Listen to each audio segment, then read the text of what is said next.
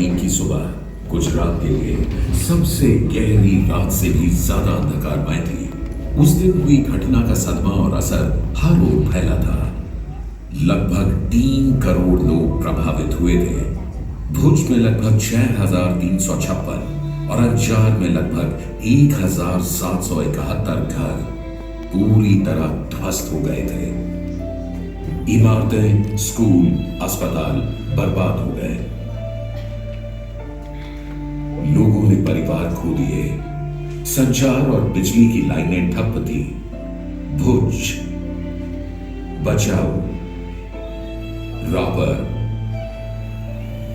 और अंजार हर तरफ सिर्फ निराशा में डूबे चेहरे थे, जिनकी आंखों में मायूसी साफ झलक रही थी।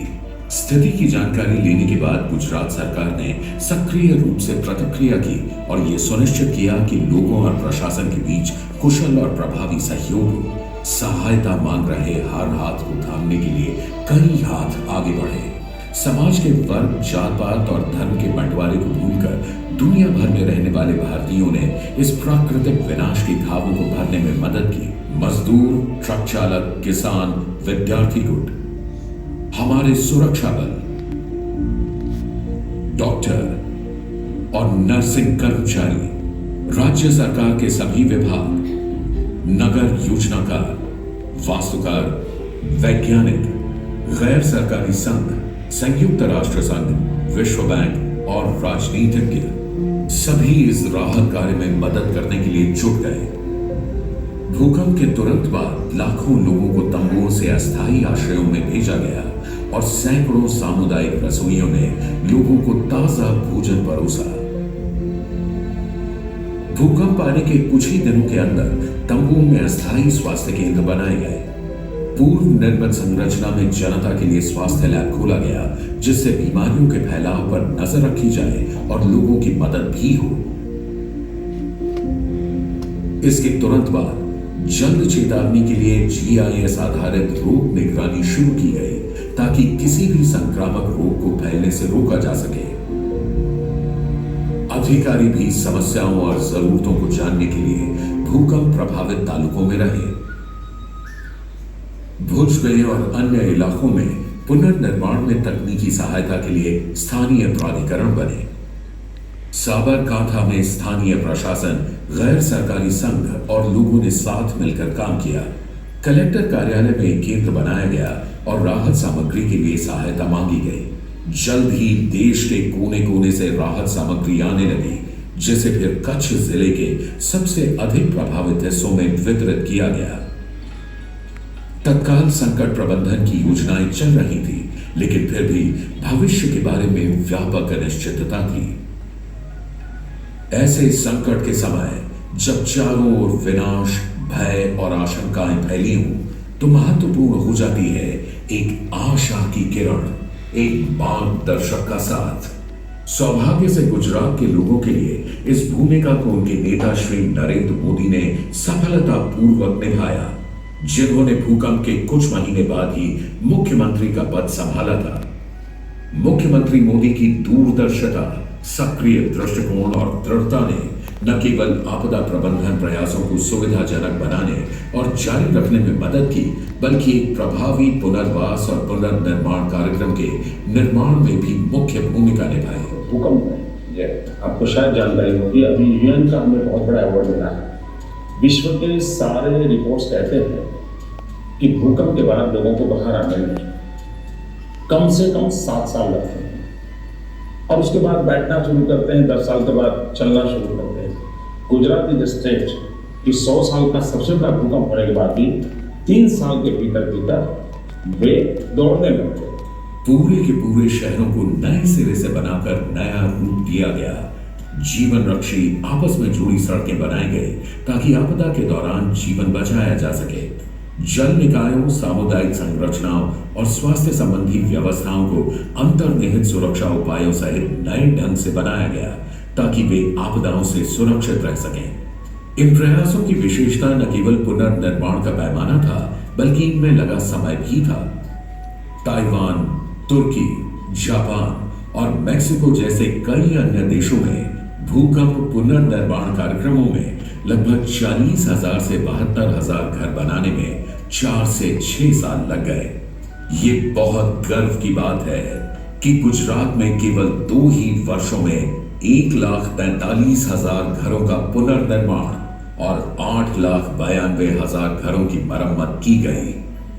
2001 के गुजरात भूकंप से पहले इतने बड़े पैमाने पर भूकंप रिकवरी कार्यक्रम चलाने का कोई अनुभव नहीं था। इसलिए प्रयोग की गई और जांची गई निर्देशित प्रतिक्रिया को सुविधाजनक बनाने की कोई विधि नहीं थी।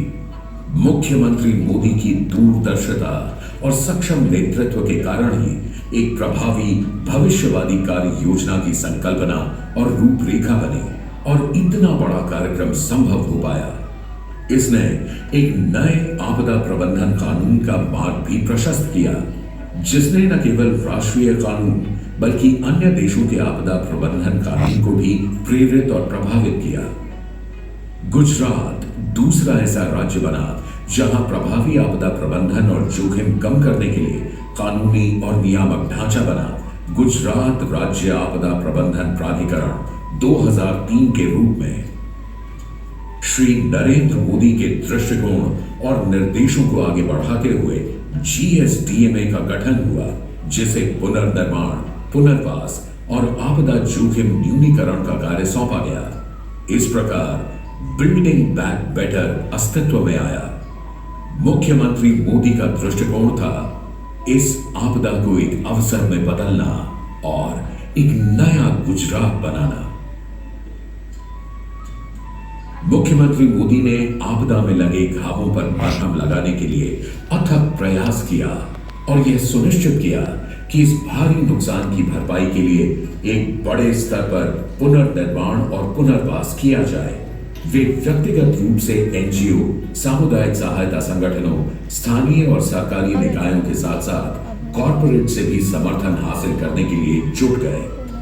राज्य सरकार ने एक विस्तृत बहुक्षेत्र दृष्टिकोण के साथ परियोजनाओं की नई श्रृंखला लागू की।